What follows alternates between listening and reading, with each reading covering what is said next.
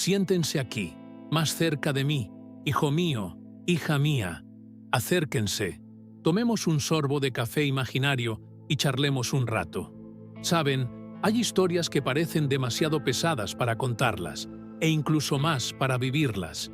Historias que se prolongan no un día, ni un mes, sino toda una vida. Hoy quiero contarles una de ellas, la historia del señor Arlindo y la señora Elsa. Una historia sobre el peso del tiempo y la ligereza de un milagro que nadie sabía cómo ni cuándo llegaría. Imaginen a un buen hombre, un hombre que, en la plenitud de su vida, tenía las manos más firmes del barrio. Arlindo era carpintero. De sus manos salieron muebles que perduraron por generaciones, juguetes de madera que alegraron a los niños. Sus manos eran su orgullo. Fueron las manos que sostuvieron a Elsa en el altar, las manos que construyeron la cuna de su primer hijo. Manos fuertes, llenas de callos y vida. Hasta que un día, la vida decidió poner a prueba la fortaleza de Arlindo, no en sus manos, sino en su alma.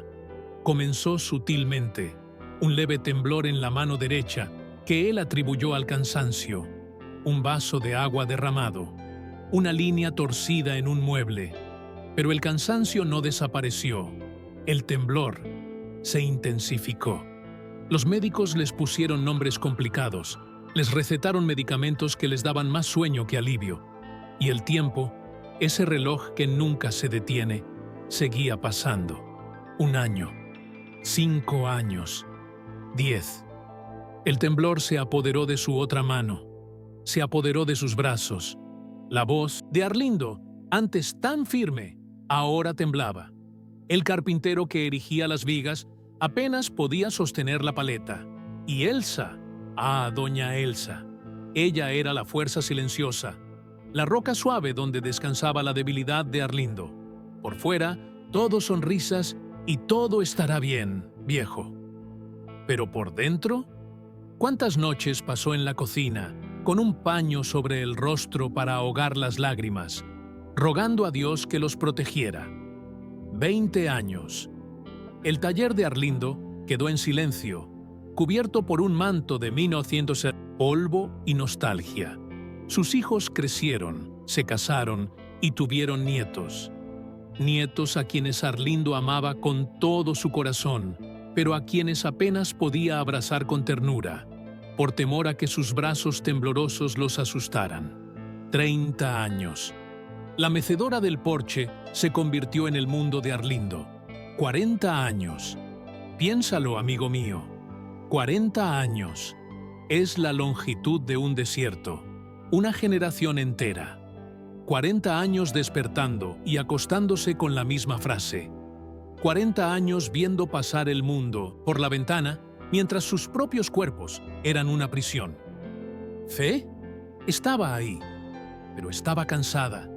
Era una fe desgastada, pulida por las lágrimas, como una piedra de río. Rezaban por sanación, todos los días. Pero después de 40 años, la oración se convierte casi en un suspiro, en una rutina. La medicina había perdido su poder. Con el tiempo, las visitas de los amigos se hicieron menos frecuentes. Solo quedaban Arlindo y Elsa, 2 corazones latiendo al unísono en la misma habitación, silenciosa, unidos por el dolor y un amor que se resistía a morir. La enfermedad se había vuelto parte del mobiliario de la casa. Se había convertido en rutina. El milagro. Parecía una palabra sacada de un libro antiguo, algo que les había sucedido a otros, en otros tiempos. El tiempo había afianzado aquella enfermedad. ¿Cómo se arranca una raíz que lleva 40 años enterrada en la tierra? Y los días, hijo mío, ¡ay! Los días se arrastraban como nubes pesadas en un cielo plomizo. Piensa en la paciencia. No la paciencia de esperar en la fila del banco, no. La paciencia de esperar 40 años, una respuesta que nunca llega. ¿Has sentido alguna vez ese tipo de cansancio? ¿Ese cansancio que no es del cuerpo, sino del alma? Ese era el compañero diario de Arlindo. Observó cómo su esposa, Elsa, envejecía a su lado.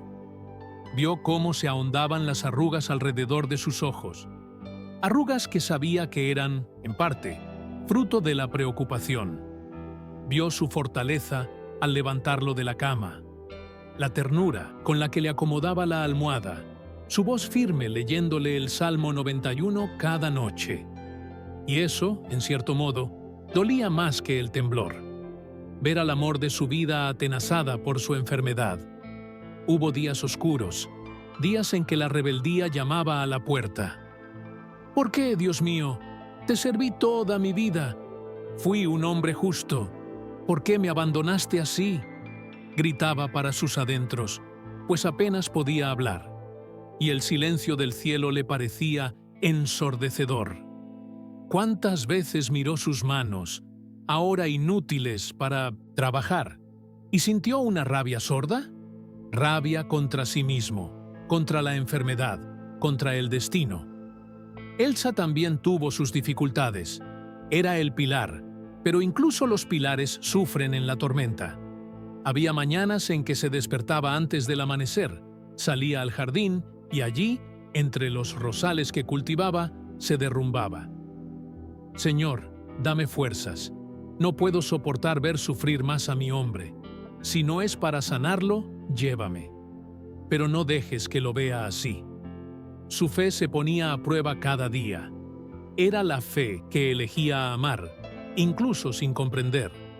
Los años transformaron la esperanza, la intensa esperanza de una cura, de un milagro inmediato, se fue desvaneciendo poco a poco.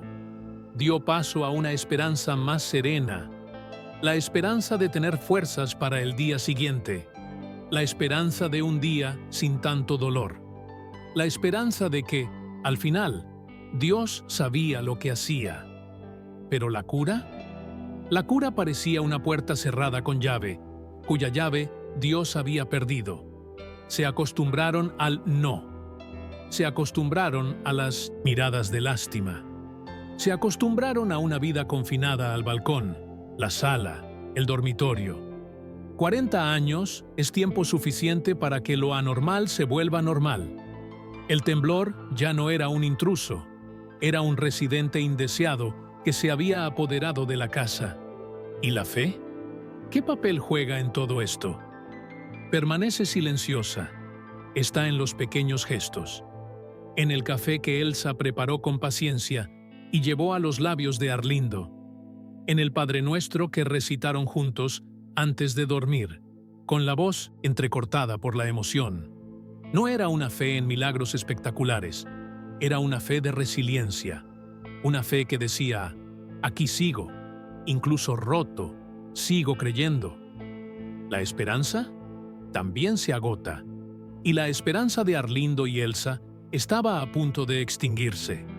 ¿Qué sucede cuando esa pequeña luz finalmente se apaga? Pero ahí es donde nos equivocamos, amigo mío. Es precisamente cuando la mecha está casi extinguida, liberando esa última bocanada de humo, que el aliento de Dios decide aparecer. No llegó como un trueno. No llegó en un sueño con ángeles. Llegó en la estática de la radio. Era jueves por la tarde. Afuera llovía. Una lluvia fina y triste que repiqueteaba contra el cristal de la ventana, tiñendo el mundo de gris. Arlindo estaba en su sillón, escuchando un viejo programa de radio. La voz del locutor estaba gastada, y la radio siseaba más de lo que hablaba. Elsa estaba en la cocina. El tintineo de ollas y sartenes era la banda sonora de la casa.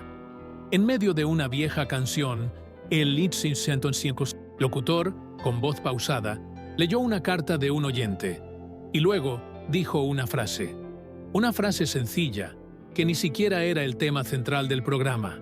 Dijo, «Sabes, amigo mío, a veces Dios no nos saca de la tormenta. A veces nos enseña a caminar sobre ella. El secreto no está en fijarse en el tamaño de las olas, sino en quién te sostiene la mano». Aquello impactó a Arlindo de otra manera. No fue un aleluya, no fue una revelación, fue una incomodidad, ¿qué quiso decir este hombre? ¿Caminar sobre la tormenta? Apenas podía ir al baño. ¿Mirando a quién? Llevaba 40 años mirando a Dios, y lo único que veía eran sus manos temblorosas. Intentó apartar ese pensamiento. Solo era una frase tonta de la radio, pero la frase no se iba. Se quedó ahí, martilleando. No mires las olas. Mira a la persona que te toma de la mano. Esa noche, algo cambió. Cuando Elsa estaba a punto de leer el Salmo 91, él la interrumpió con la voz temblorosa. Elsa, hoy no. Lee esa parte sobre el mar, sobre Pedro. Elsa parpadeó, sorprendida. Hacía años que no le pedía nada. Buscó en la Biblia, cuyas páginas estaban amarillentas por el paso del tiempo, y leyó. Leyó sobre Pedro bajando de la barca, en medio de la tormenta, y caminando sobre el agua hacia Jesús. Leyó sobre cómo empezó a hundirse justo en el momento en que apartó la vista del Maestro y se fijó en la fuerza del viento, en las olas. Arlindo cerró los ojos. No sentía esperanza, sentía vergüenza. 40 años. Y pasó 40 años mirando las olas, mirando el temblor, la enfermedad, lo que había perdido. No le dijo nada a Elsa, simplemente guardó silencio, pero algo en su interior, un engranaje oxidado durante décadas, hizo clic, un clic tenue. Aquella frase era solo una frase, ¿o no? ¿O era el primer destello de luz en una puerta cerrada durante 40 años? Incluso una semilla que parece muerta solo necesita una gota de agua para demostrar que sigue viva. La frase que sonaba en la 560 radio era la semilla. El agua. El agua llegó de una forma que solo Dios sabe. Pasaron unos 3 días. Era domingo. Día de visita para su hija, su yerno y su nieto, Lucas, de 6 años.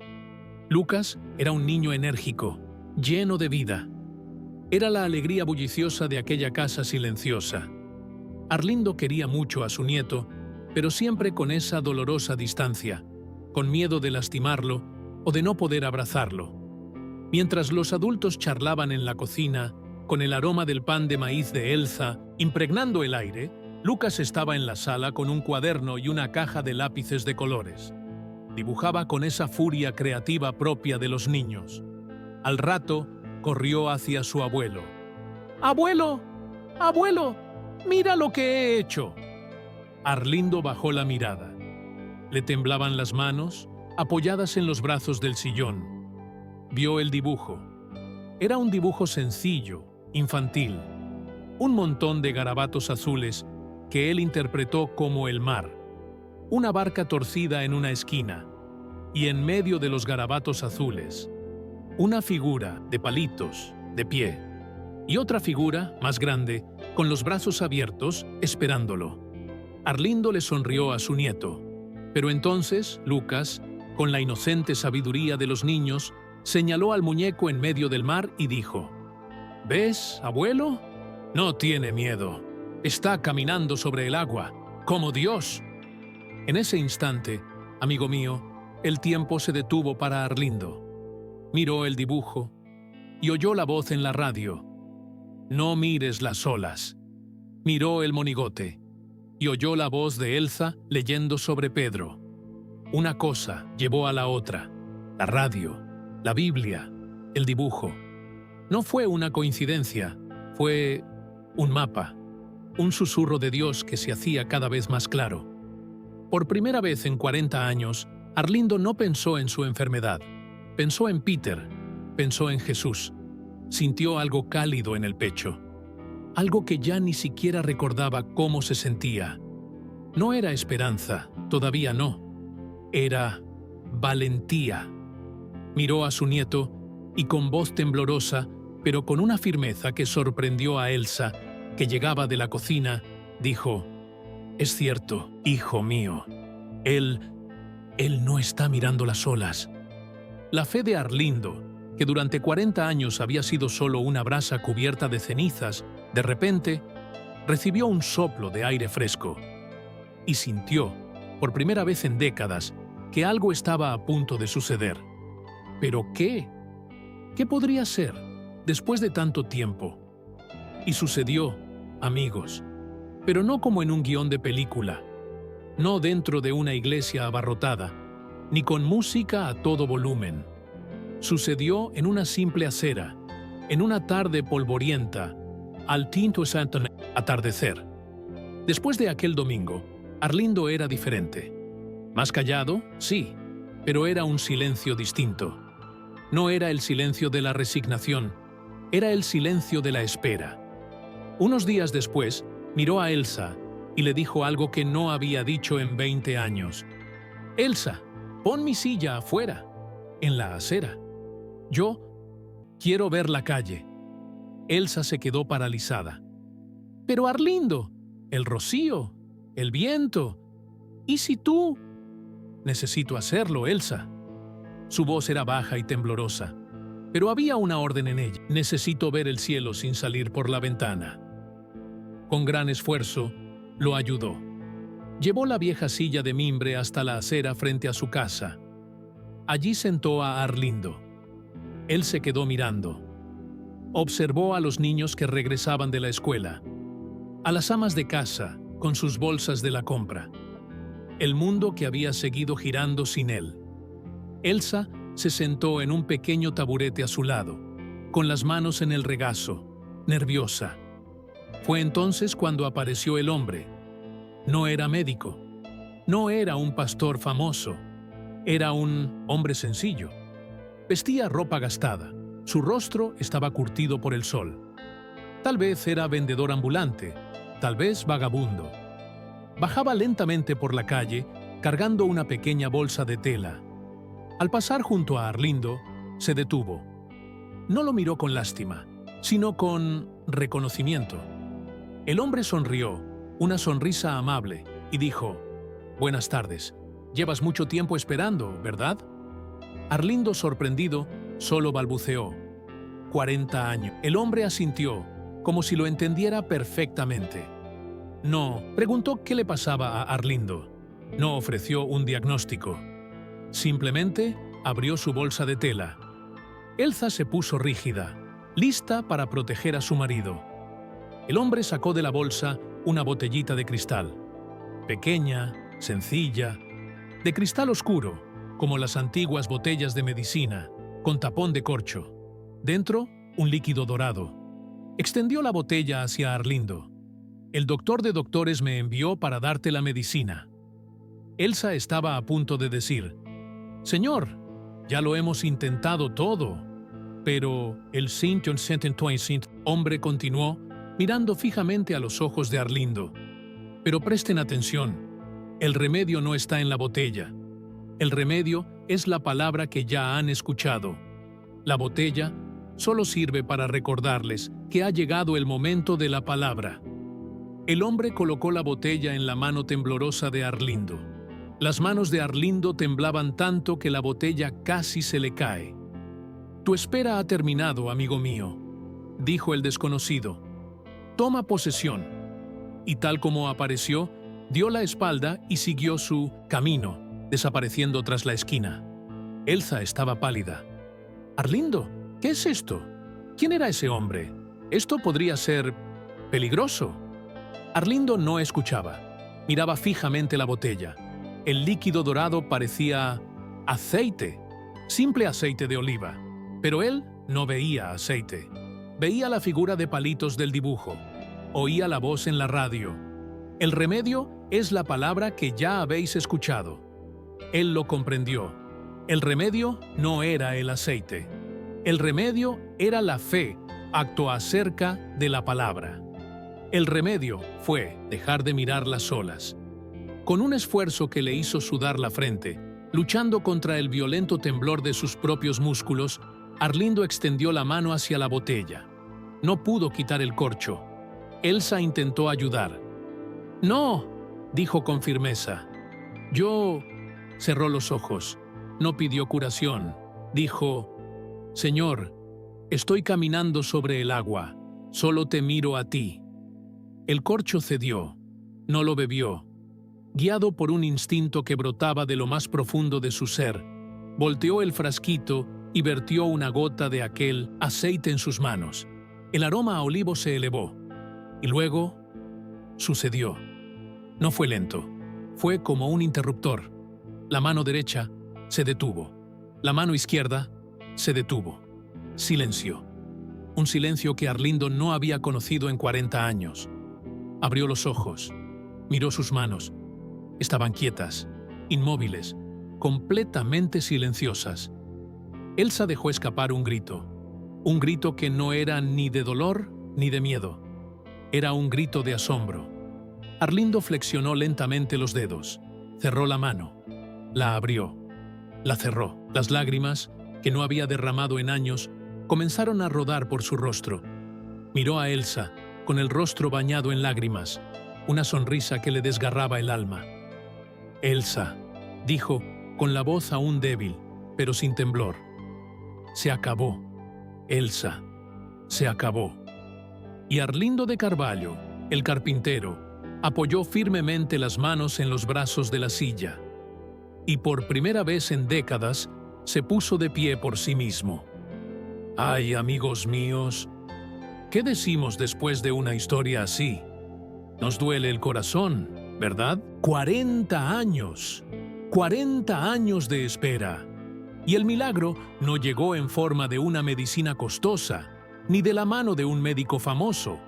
Llegó en la acera. Llegó de la mano de un desconocido, que llevaba una botella de aceite de oliva y una palabra. ¿Qué nos enseña esta historia? Hijo mío, hija mía. Ella nos enseña que el tiempo de Dios no es nuestro tiempo. Queremos sanación para ayer. Queremos la respuesta ahora. Pero a veces, Dios nos hace esperar. No porque sea malo, sino porque los 40 años de Arlindo en el desierto no fueron un castigo, sino una preparación. El corazón de Arlindo necesitó 40 años para estar listo. ¿Listo para qué? Listo para dejar de mirar la enfermedad y dirigir su mirada al Dios de la sanación. La radio, el dibujo de su nieto, esos fueron los últimos ajustes. Lo extraño era solo el cartero. La cura milagrosa no fue el aceite. La cura fue una fe que finalmente había madurado.